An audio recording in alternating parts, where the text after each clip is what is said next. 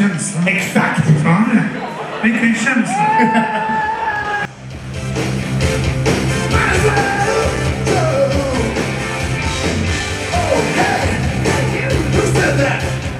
Okay, so we finally found Mikkey Dee backstage here in Gothenburg, your hometown. In a hometown. Yeah. You just This great room here. Yeah, what is this?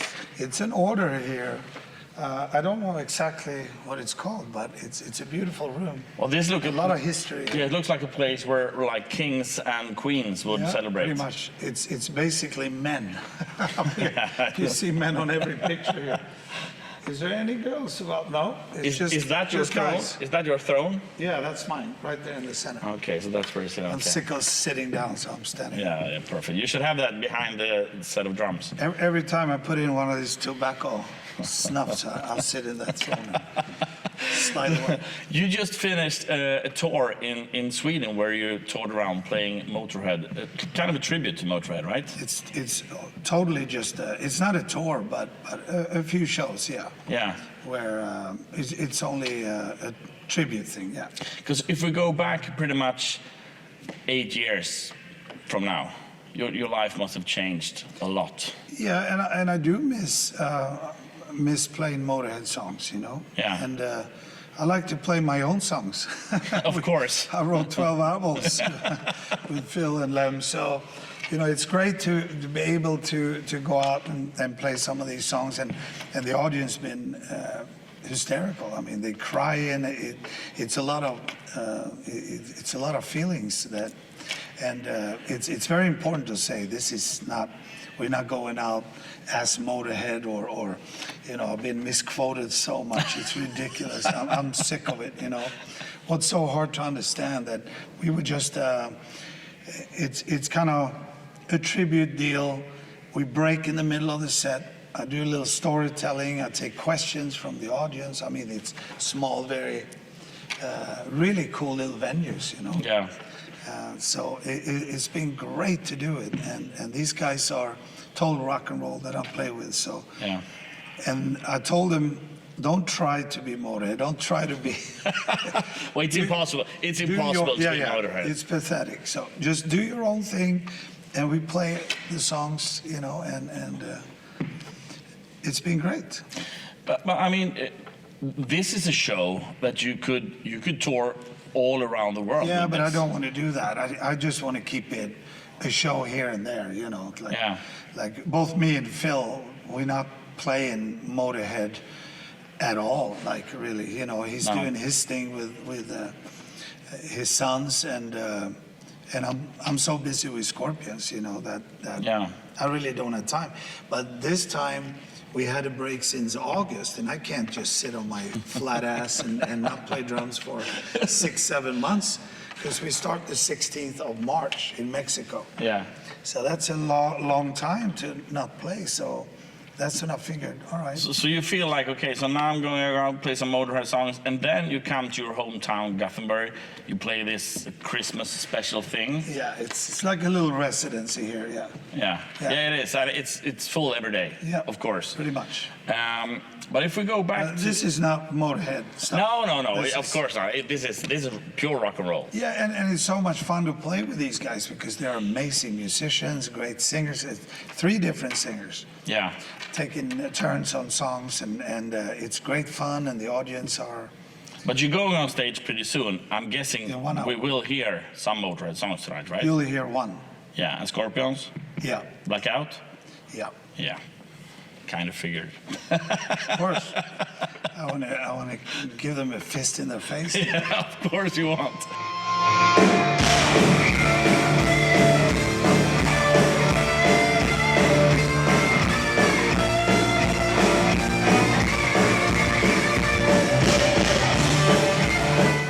But if we're talking, I mean, you've been on top in an industry where pretty much everybody wants to be in. It doesn't matter if you're a Formula One star, or if you're playing golf or whatever. Everybody wants to be a rock star. You've been that for such a long time now. You've been playing with many bands in the 80s as well, and then with Motörhead and now with Scorpions.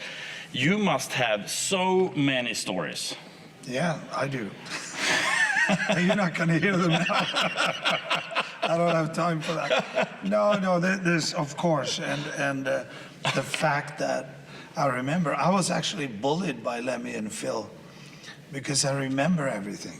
I remember walking into a dressing room. We haven't been there for 10 years, maybe, and I go, yeah, you remember we were here in October. So and so year. And they go, oh fucking hell! They didn't remember last week. So they always, hey Mick, what date were we here? Like 17th of September? They were on me all the time. But I do remember everything, and I'm happy about that. But if we would go back like 15 years from now, or 20 years maybe, where Motörhead were, I mean, pretty much on top. This night, let's say you would go on stage in like 1 hour from now with Motörhead. What would it be like now? What would happen now, 1 hour before the show with Motörhead? I'll be in the dressing room, probably just arrived. No, because we sound checked with Motörhead, but I'll be in the dressing room warming up a little bit and resting basically, just clearing my head, because every show, I still do that. I give 200%. Yeah, I know. But so it's a challenge mentally. It's not so much physically. It's more mentally that you have to prepare. That you want to go out there and you want to really perform and do it well, because the pressure is on. I mean, bands like King Diamond or Dokken or Motörhead or Scorpions, people paid big money to come there, and they expect something from you, and you have that in the back of your head that you have to really give them your everything, and yeah. The better you play that time, the better you have to play the next time. You always have to top yourself a little. But is it like that? It feels for you like you're a little bit competitive. You feel like you have to be, you're perfectionist, right? Yes, absolutely. Okay. Yeah. So the second I stop being that, it's over for me. It is? Yeah. Okay. Then So is that the reason why you're still playing in one of the biggest rock bands in the world, Scorpions? I don't know. I think it's a good ingredients, yes, with the whole thing. I don't think it's a must, or I don't think it's an absolute that you have to be like that. But for me, it works. Yeah. But if you talk to someone else, it might not work. It might actually be a negative thing to be like that, So it's the same thing with if you're nervous before a show. I mean, I get that question all the time. If I'm still nervous, you're going dry. No, I'm not nervous at all, and I actually miss that to be nervous in that kind of way. I could be nervous in a different way. Yeah. It's a tense feel, but I miss being nervous for not knowing if it's going to be good. Yeah, okay. Today I know it's going to be good, because I know what I'm going to give. I know that I don't do mistakes. Yeah. I told the guys, Scorpions, I don't do fuck-ups. And they go, yeah, of course. I said, no, you don't get it. I don't do fuck-ups, period. I cannot fuck up. And that's where I'm on that line there. I don't fuck up. I don't miss a beat. Even if I break a stick in the middle of a drum fill, I know how to cover for it. And it's just the way it is. And that's where I am. It might be a nightmare for other drummers. I don't know. But for me, it works to be that tense and to have that kind of pressure on myself. Yeah. That keeps me on my toes. It keeps me... but also it takes a lot of energy out of you, of course. I mean, that's what I mean. You asked back to your question, what do you do an hour before? That's exactly what I'm doing. I'm focusing. I'm getting rid of all the other fucking thoughts you have about bullshit that don't matter, Now, the only thing that matters is I'm going on stage and I have to be Mikkey Dee performing 200%, period. And don't do fuck-ups.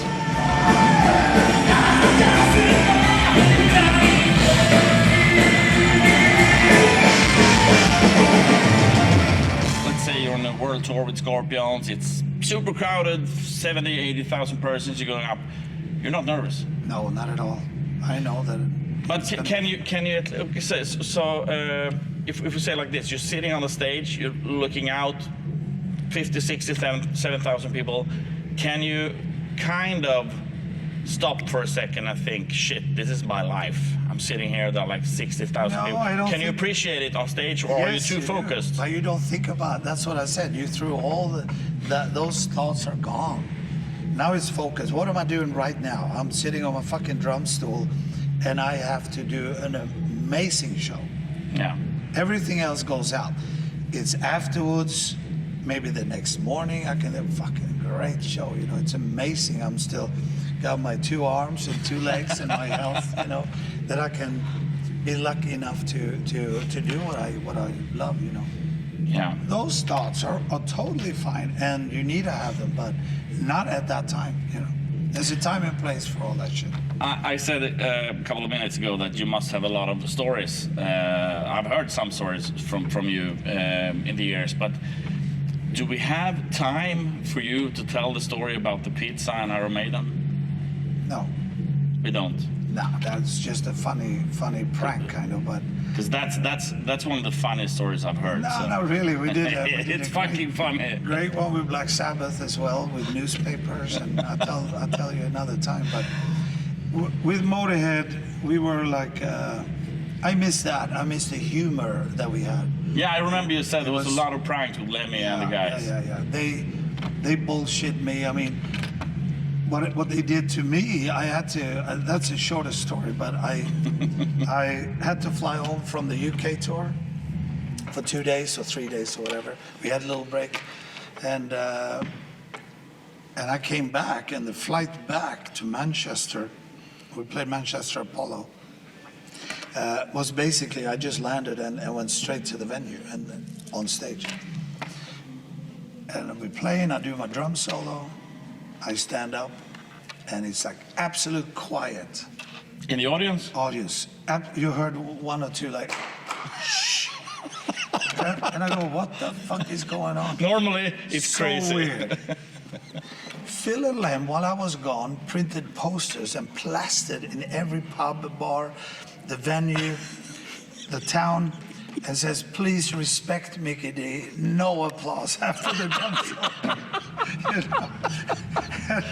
Most That's of them follow hilarious. that. Most of them were following it. I mean, if someone applauded, they go, shh. Respect him. Respect Mickey. He doesn't want it. So that kind of shit, that's what we would do. Well, so that was going on all the time. All the time. Let me say, we're Spinal Tap with no script, you know, and that's, I totally agree. I can miss that dry British Monty Python humor, you know. Yeah.